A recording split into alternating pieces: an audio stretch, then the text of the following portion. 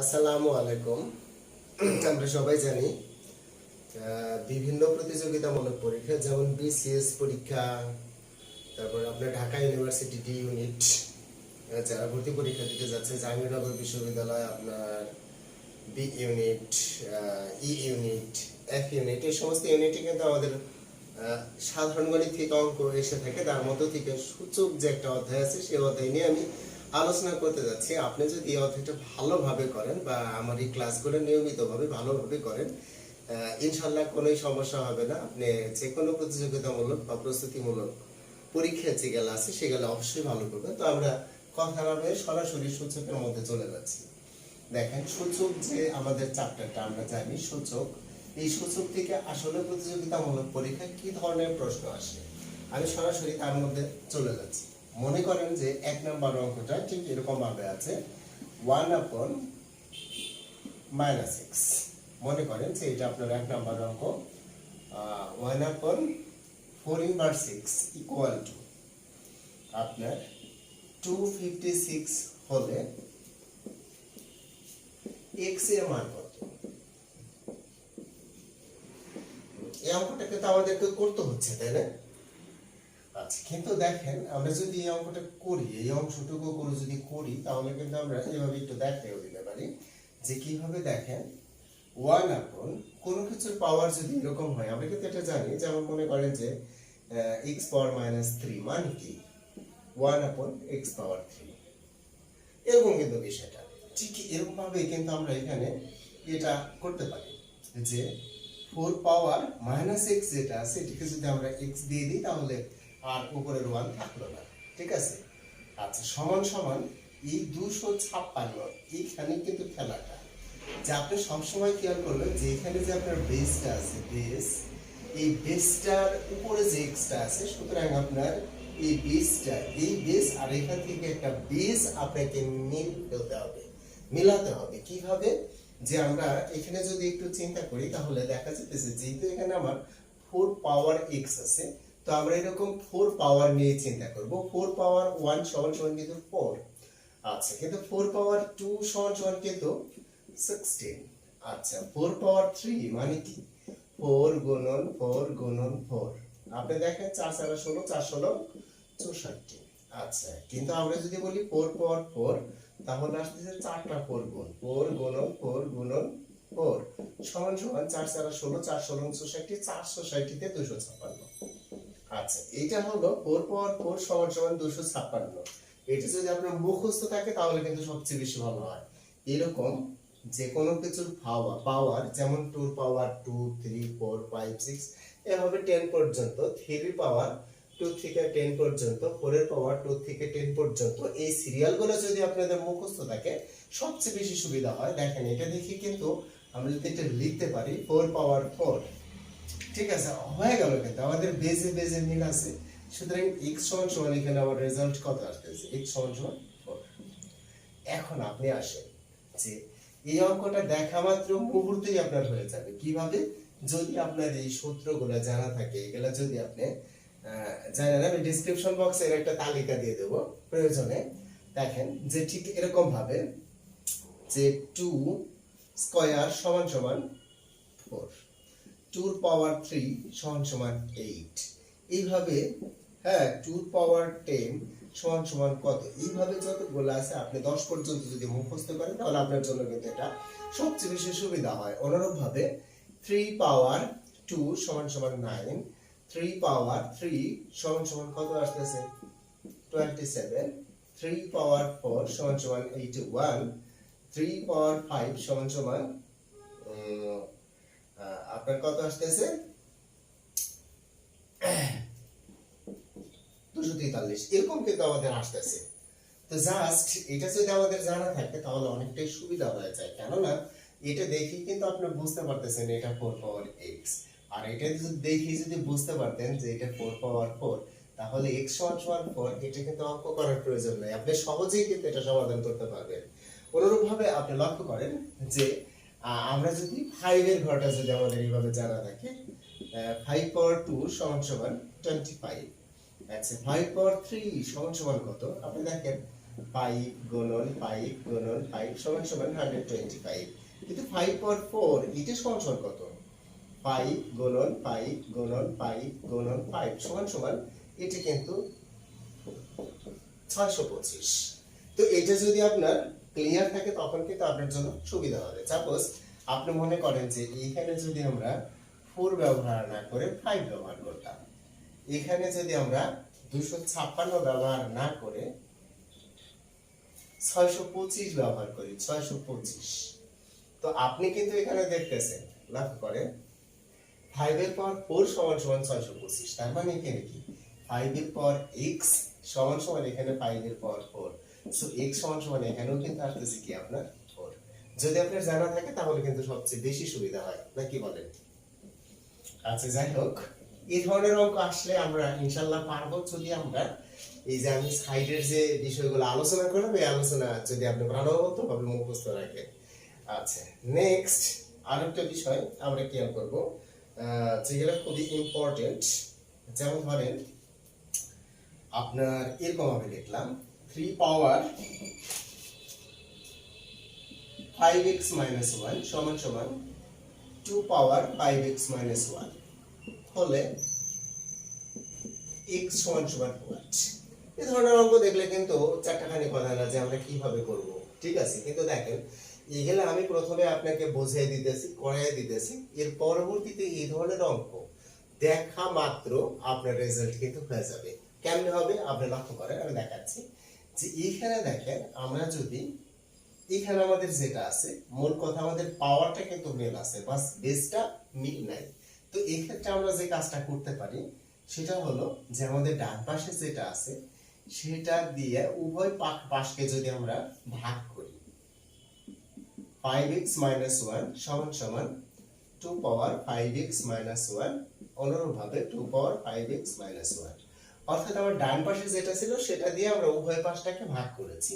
তো এই ক্ষেত্রে দেখেন এখানে কিন্তু আমি লিখতেই পারি 3 তার নিচে 2 5 পাওয়ার x minus 1, অর্থাৎ 3/2 তার পাওয়ার 5x minus 1 সমান সমান, এই দুইটা যেহেতু সমান সমান আমরা লিখতে পারি 1।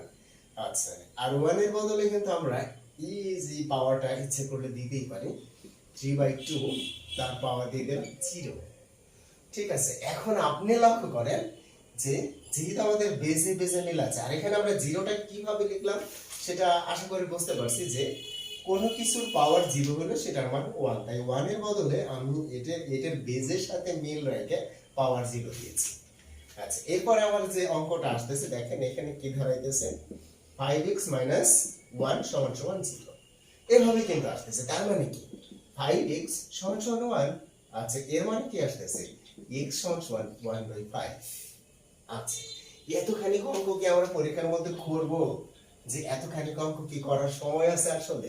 না ভাই, তা করার সময় নেই। আপনি অঙ্ক দেখলেই বুঝতে পারবেন, কারণ আপনি শুধু দেখবেন পাওয়ারটা যদি মিল থাকে তাহলে অবশ্যই ওই পাওয়ার সমান সমান 0। সুতরাং x সমান সমান কত আসতেছে 1/5, অটোমেটিক্যালি কিন্তু আপনার ব্রেনে চলে আসবে। তার মানে এই ধরনের অঙ্ক যদি আমরা আরো দিই, সাপোজ আপনি লক্ষ্য করেন, ধরেন আমি এখানে লিখলাম 5 পাওয়ার 3x minus 9, এইভাবে আমি লিখলাম, সমান সমান এই পাশে লিখলাম 7 পাওয়ার 3x minus 9। এখন দেখেন এই অঙ্কটা দেখে আপনার কাছে অনেক কষ্টকর হতে পারে, কিন্তু এখানে আমি সরাসরি বলে দিতেছি x সমান সমান কিন্তু 3। যদি এখানে মানটা চাওয়া হয় x এর মান কত, x সমান সমান 3, বুঝছি? খুবই সহজ কিন্তু ব্যাপারটা। কেমনে? কারণ আমি কিন্তু আগে দেখাই দিছি যে এই ধরনের অঙ্ক আপনি কি করবেন, ডান পাশে যেটা আছে ওটা দিয়ে উভয় পাশে আপনি এভাবে ভাগ করবেন। তো 7 পাওয়ার 3x minus 9, এখানেও কিন্তু 7 পাওয়ার 3x minus 9, এটা দিয়ে আমি ভাগ করলাম। তো এই পাশে কি আসলো আমার 5/7 আর 3x minus 9, এই পাশে কি আসতেছে 1 মানে কি আমি অবশ্যই এটার সাথে পাওয়ার মিলিয়ে এটা কিন্তু আমার আসতেছে 1, আমরা অবশ্যই বুঝতে পারছি এখন এটা 1 আসতেছে কারণ এই দুটো সমান সমান। আচ্ছা, তার মানে এই 1 এর বদলে আমরা কি লিখতে পারি, এখানে আমার যেটা আছে যে 5/7 তার পাওয়ার আমরা 0 লিখতে পারি। সো আমার এটা সমান সমান তো 0 আসতেছে, এটা আর এটা মিলে গেছে, তাহলে আমার 3x minus 9 সমান সমান 0। তো 3x সমান সমান 9, তো x সমান সমান কত আসতেছে 3, ওই যে দেখেন আমরা আগের রেজাল্ট কঠিন লাগলো, কোনো ব্যাপার না। অর্থাৎ এই অঙ্ক এত বড় অঙ্ক দিয়ে দিছে আর আপনি ভয় পেয়ে যেতেছেন, কিছু না, জাস্ট আপনি যদি প্রক্রিয়াটা বা ফর্মুলাটা অনুসরণ করেন তাহলে আপনার জন্য কিন্তু এটা অনেক বেশি সহজ আমি মনে করতেছি। সাপোজ মনে করেন যে এখানে আরেকটা অঙ্ক আমি বলতেছি যে ধরেন আছে আপনার 4 পাওয়ার 2x প্লাস 3 সমান সমান 3 পাওয়ার 2x প্লাস 3, 3 পাওয়ার 2x প্লাস 3। আচ্ছা, এই অঙ্ক দেখে আপনার কিন্তু মাথা ঘোরানোর কিছুই নাই, কারণ আপনি জানতেছেন এই 2x প্লাস 3 সমান সমান 0, সুতরাং আপনি ক্যালকুলেশনটা কিন্তু সহজেই ব্রেনের ভিতরে আসার কথা 3/2। অর্থাৎ কারণ এটা কিন্তু আমাদের সহজ ক্যালকুলেশন, 2x প্লাস 3 সমান সমান 0 হলে অবশ্যই x এর মান এটা হবে। এতটুকু ক্যালকুলেশন আমি আশা করি আপনাদের মাথায় আছে, ঠিক আছে। তো যাই হোক, যে এই যে সূচকের যে মূল ধারণাগুলো, যে আমরা সূচকের ক্ষেত্রে খুব সহজে কিভাবে এইগুলা নির্ণয় করতে পারি, এগুলা কিন্তু খুব ইম্পর্টেন্ট একটা বিষয়। আরেকটা বিষয় এখানে খেয়াল করেন, আমি যেটা দেখাচ্ছি, সূত্র অনেক সময় এই ধরনের কিছু কাজ করে। ধরেন এখানে আমি একটা বিষয় লিখলাম 81 পাওয়ার x মাইনাস 1, তার নিচে লিখলাম 9 পাওয়ার x মাইনাস 1 সমান সমান কত। আচ্ছা, এটা দেখেই কিন্তু আপনার অঙ্কের রেজাল্ট বের করা সারা, যদি আপনি চান এর রেজাল্ট হবে 9 পাওয়ার x প্লাস 1, এটি কিন্তু এটা রেজাল্ট অ্যানসার হবে। কিন্তু বুঝলাম কিভাবে? কিছুই না, এই যে দেখেন না, এটা 9 নং 81 না, 9 নং 81, তার মানে উপরের এটা কি লেখা যায় 9 পাওয়ার x, অবশ্যই তার হোল স্কয়ার দেওয়া যায় মাইনাস 1, এটা উপর দিয়ে হোল স্কয়ার দেওয়া যায় 9 পাওয়ার x মাইনাস 1। তো a স্কয়ার মাইনাস b স্কয়ারের ফর্মুলাটা কি? 9 পাওয়ার x প্লাস 1, আরেকটা হলো 9 পাওয়ার x মাইনাস 1, নিচে আছে 9 পাওয়ার x মাইনাস 1, এটা কেটে গেল, তো এটির তো রেজাল্ট থাকবে নাকি? একেবারে স্বাভাবিক। এই ধরনের অঙ্ক দেখলেও কিন্তু আমরা পারবো। তো সাপোজ এই ধরনের আরেকটা অঙ্ক আমি আপনাদেরকে দেখাচ্ছি, যেগুলো দেখলে যে আমাদের যেমন মনে করেন 16 পাওয়ার n মাইনাস 1, তো আমি যদি এখানে লিখি 4 পাওয়ার n মাইনাস 1, তো আপনি অঙ্কটা কি করবেন? আপনি যদি এমনি বুঝতেছেন যেখানে যেহেতু আমাদের 16, তার মানে 4 4 আর 16, সো আমার রেজাল্টে কি আসবে 4 পাওয়ার n প্লাস 1 মাইনাস, এটা তো কাটাই যাবে। এটাই কিন্তু আমাদের মূল রেজাল্ট, অন্য কিছু না। আশা করি আপনারা এই ধরনের অঙ্ক আসলে পারবেন, তাই না? তো যাই হোক, আমরা পরবর্তী অঙ্কে যাচ্ছি। আচ্ছা দেখেন, এই যে আমাদের এখানে বোর্ডে যে অঙ্কটা আছে দেখেন, রুট ওভার এখানে আছে 3, তারপর 7 স্কয়ার ইনটু এখানে 3 রুট ওভার 7, নিচে রুট 7 সমান সমান কত? এই অঙ্কগুলো দেখলে অনেক সময় বিদ্যুৎটা লাগে, ক্যালকুলেশন গুলো একটু ইনভিজিবল লাগে, কোনো ব্যাপার না। আপনি যদি আসলে সহজ ব্রেনে এই জিনিসগুলো চিন্তা করেন, অঙ্ক দেখা মাত্র কিন্তু আপনার হয়ে যাবে। আসলে ব্যাপারটাকে আপনাকে বুঝতে হবে যে যে রুটটা, রুট মানে কি? ধরেন আমি এখানে লিখলাম রুট 3, মানে কি? অর্থাৎ যদি কোনো কিছুর উপরে রুট থাকে মানে হলো এর পাওয়ার হাফ, এটাই কিন্তু মূল কথা, পাওয়ার হাফ। কিন্তু কোনো সময় যদি এখানে মনে করেন যে কিছুই না থাকলে হাফ, ধরেন এখানে 3 আছে, তাহলে এটা হবে 1/3। আচ্ছা ধরেন এখানে 4 আছে, তাহলে এটা হবে 1/4। বিষয়টা কিন্তু এরকম, ঠিক আছে। এবং পাশাপাশি আরেকটা জিনিস আমরা জানি যে যেহেতু আমাদের রুট 3 সমান সমান 3 পাওয়ার হাফ, বিষয়টা কিন্তু এরকম। তো আচ্ছা আমি যদি কখনো লিখি রুট 3, লিখলাম রুট 3 ইনটু রুট 3 সমান সমান, আপনিও লক্ষ্য করেন, তাহলে এখানে আমাদের কি হবে 3 power half into 3 power half, right? আচ্ছা বেস যখন আমাদের হয় কি হয়, দুইটা বেস যদি মিল হয়, দুইটা বেস আমরা একসাথে লিখলাম, হাফ যোগ হাফ সমান সমান কত? 3 পাওয়ার 1 মানে 3। তার মানে আমরা কিন্তু যে কোনো ক্ষেত্রে এই কথাটা লিখতে পারি যে 3 সমান সমান রুট 3 ইনটু রুট 3, অথবা 3 সমান সমান রুট 3 তার স্কয়ার, এটি কিন্তু আমরা লিখতেই পারি। তাই কিন্তু আমরা বলি স্কয়ার রুটে কাটা যায়, ঠিক আছে। তো এইখানে আমাদের যে জিনিসটা মাথায় রাখতে হবে সেটা হলো দেখেন একটা ক্যালকুলেশন, একটা যোগ বা বিয়োগের একটা হিসাব মাথায় রাখতে হবে। সাপোজ আপনি মনে করেন যে এখানে লিখলাম আমি 3/11, ঠিক আছে, এটা আমি লিখলাম, প্লাস এখানে লিখলাম আমি 8/11 সমান সমান কত, মানে উইদাউট ক্যালকুলেশন সরাসরি এটা দেখে সমান সমান কত, এটা যদি আপনি বলতে পারেন তাহলে আপনার জন্য কিন্তু ম্যাথ গুলো অনেক সহজ হয়ে যাবে। দেখেন এটা সমান সমান কিন্তু 1, এটার মান কিন্তু 1, ঠিক আছে। কিভাবে বুঝলাম? আচ্ছা দেখেন এটা যদি আপনি ক্যালকুলেশন করে দেখেন 11 হলো আপনার লসাগু, 3 প্লাস 8 সমান সমান কত আসতেছে, উপরে 11 নিচে 11 কত আসতেছে 1। কিন্তু মোট কথা এটা আমরা বুঝবো কিভাবে? ঠিক আছে, যে ক্যালকুলেশন ছাড়া আমাদের এটা আসবে খুবই সহজ। আপনি জাস্ট দেখবেন নিচে কত আসে, নিচে দুটো সমান কিনা 11, তখন দেখবেন উপরেও দুইটা যোগ করলে সমান হয় কিনা, একটা আছে 3 আর একটা আছে হলো 8, এই দুটো যোগ করলে হয় 11।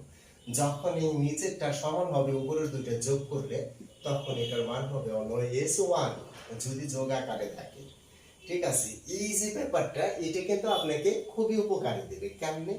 যে উপরে আপনি যেটা দেখতেছেন এটা কিন্তু দেখেন আপনি খেয়াল করবেন যে যেহেতু আমার এই যে 7 এই আকারে আছে, কিন্তু তার মানে এই 7টা মানে কি আসলে, মানে আপনি একটু সহজে যদি খেয়াল করেন তাহলে এই জিনিসটা মানে আমার আসবে হলো 7 তো আছেই, তাই না?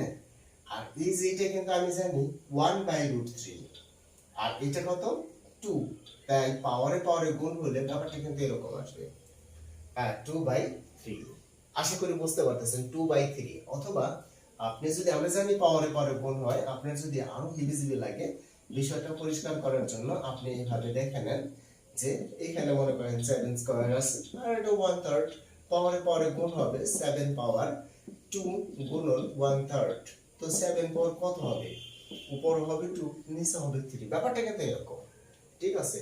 তো অনুরূপ ভাবে এটা কি হবে, এটা অবশ্যই কি হবে যে 1/3 কার পাওয়ার 7 পাওয়ার 1/3, অটোমেটিক্যালি যেহেতু ভিতরে কিছুই নাই 7 পাওয়ার 1/3। তো আপনি দেখেন একটা হলো আপনার আসলো 7 পাওয়ার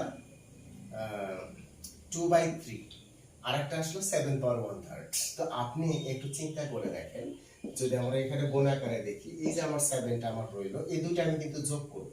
আচ্ছা যোগ করলে রেজাল্ট কত হবে? আপনি কিন্তু প্রমাণ করে দেখা যাইতেছে যে 3 3 মিল আছে আর উপরে দুইটা যোগ করলে হয় 3, তো সুতরাং রেজাল্ট হবে কত 1। তার মানে 7 এর পাওয়ার 1 মানে 7, মানে কি, মানে আমরা বলতে পারি দুইটা √7। দুইটা √7 কেন দিলাম? কারণ নিচে আমার একটা √7 আছে, যে কারণে একটা √7 আর একটা √7 কাটা গেল, আমার অ্যানসারটা কি হবে √7। হিসাবটা কিন্তু এরকম, অর্থাৎ এই পুরো অঙ্কটার রেজাল্ট কিন্তু √7, যেটা আমরা অঙ্ক দেখেই কিন্তু বলতে পারবো, অত ক্যালকুলেশনের প্রয়োজন হবে না, খুবই সহজ। 3 3 মিল আছে, ওকে। এখন দেখেন এটা 2 আর এখানে কিছুই নাই মানে 1, তার মানে পুরো টোকের মান আসতেছে 1, তার মানে এটা 7, 7 মানে দুইটা √7, একটা √7 একটা একটা কাটা গেল আর একটা রয়ে গেল। এই হলো আপনার মূল অঙ্কটা। যেমন আমরা যদি অঙ্কটাকে এইভাবে দেই, আপনি মনে করেন যে এখানে আছে 11, তো আমি এখানে দিলাম 5, আচ্ছা 5 দিলাম, এখানে দিলাম 3, আচ্ছা তার মানে আপনার কি দাঁড়াইলো, এরপরে আমি আবার এইখানে দিলাম 5, তার মানে এই যে 5 মানে এটা আমার 1/5, নিচে 5, ঠিক আছে, ঠিক আছে। আর এইখানে দিলাম আমি স্কয়ার, ঠিক আছে, নিচে দিয়ে দিলাম √11, এটার মানও কিন্তু √11। কেমনে? আপনি দেখেন না একটু চিন্তা করে, এটা এটা কত, এটা তো 5, ঠিক আছে, আর এটা যোগ করলে কত হয় 5, যদি 5 হয় তাহলে এই পুরো টোকের মান কত হবে, শুধু 11, আর নিচে কি আছে √11। তো এটাকে আমি দুইটা √11 লিখতেই পারি, তো একটা একটা কাটা গেল, আমার অ্যানসারটা রইল কত √11। তো এই ব্যাপারগুলো কিন্তু খুবই সহজ আপনি যদি এইভাবে অঙ্কগুলো করেন। তো আমরা আজকে সূচকের প্রথম পর্ব নিয়ে আলোচনা করলাম। আপনারা যারা এই ধরনের প্রতিযোগিতামূলক পরীক্ষায় অংশগ্রহণ করবেন তারা আমাদের সাথেই থাকুন, আমাদের ব্রেনটাসের সাথেই থাকুন। ইনশাআল্লাহ আপনারা প্রতিনিয়ত এই ধরনের ভিডিও পাবেন এবং আপনারা আপনাদের কোর্সটা খুব সহজভাবে সম্পন্ন করতে পারবেন। আর এখানে সবচেয়ে বড় কথা হলো অঙ্ক শুধু পারলেই তো হবে না, অঙ্ক দেখা মাত্র যেন আপনি রেজাল্টটা বলে দিতে পারেন। এই ধরনের যদি আপনার ক্রিয়েটিভিটি, এই ধরনের সৃজনশীলতা যদি আপনি আপনার ভিতরে সৃষ্টি করতে পারেন, তাহলে আপনার প্রতিযোগিতামূলক পরীক্ষায় ঠিক আছে ইনশাআল্লাহ। তো সবাই ভালো থাকবেন, সুস্থ থাকবেন। আজ এ পর্যন্তই। আল্লাহ হাফেজ।